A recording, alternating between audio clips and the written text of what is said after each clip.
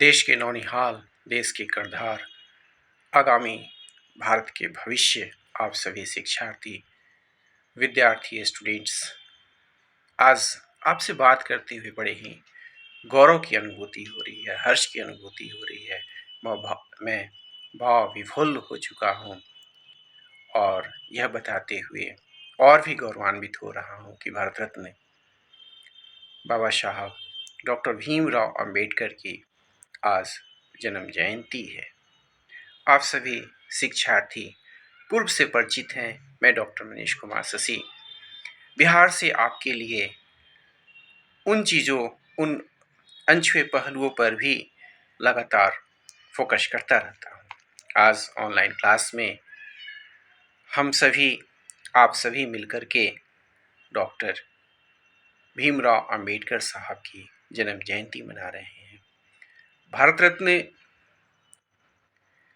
ने हम सभी देशवासियों को भारतीय संविधान को लाने में अपनी महत्वपूर्ण भूमिका का निर्वहन किया।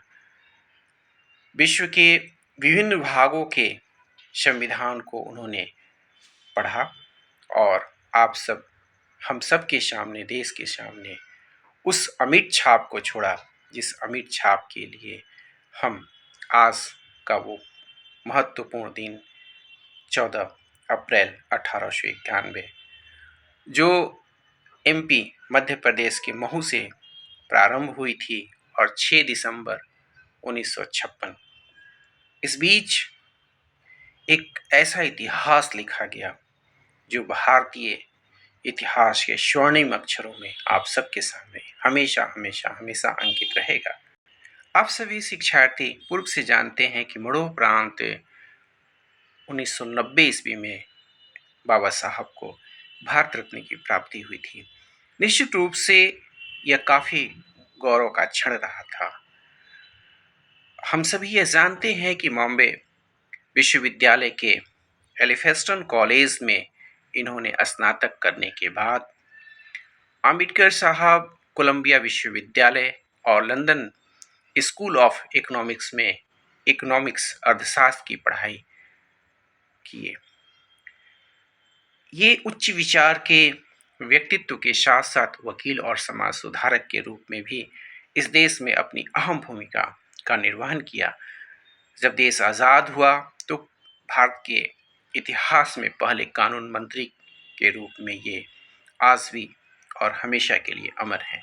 सामाजिक आर्थिक के मुद्दों पर इन्होंने समाधान देने का कानूनी भाषा में प्रयास किया, जो आज भी सार्थक है और उज्जवल भविष्य की कामना करता है।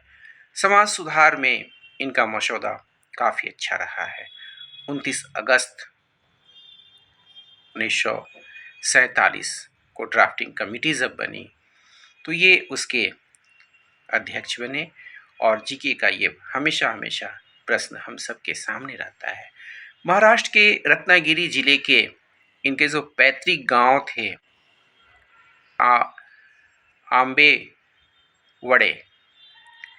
आंबेवड़े के नाम पर ही इनका नाम भीमराव अंबेडकर पड़ा और वहीं से अम्बा वडेकर इनका नाम प्रख्यात हुआ।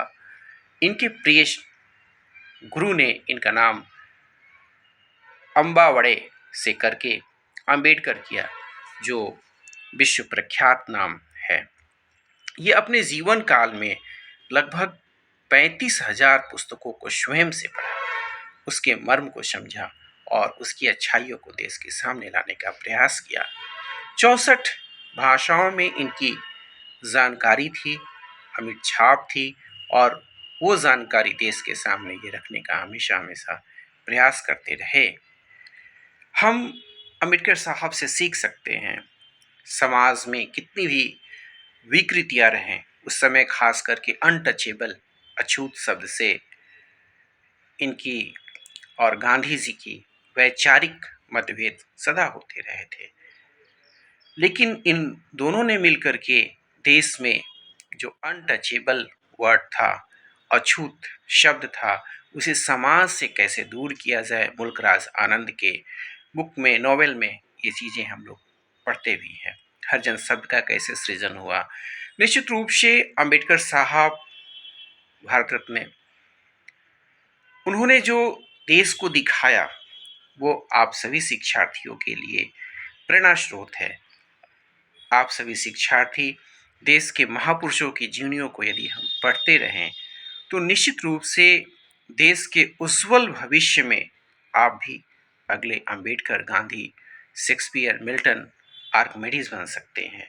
तो इनकी जो 14 अप्रैल जन्म जयंती है, इससे आपको सीखें और देश के सामने एक उज्जवल भविष्य के रूप में एक नया इतिहास लिखने के लिए आप प्रेरित हों। यही भारत रत्न डॉक्टर भीमराव अंबेडकर साहब के प्रति हम देशवासियों की सच्ची श्रद्धांजलि होगी और आप सभी विद्यार्थियों से ऐसी उम्मीद मैं हमेशा करता हूँ। इन जन्म जयंती पर आप सभी और हम सभी की तरफ से कोटिशः नमन। आप देश में विद्यार्थी उज्जवल भविष्य के साथ आगे बढ़ें। आप सबका बहुत बहुत आभार। Thank you.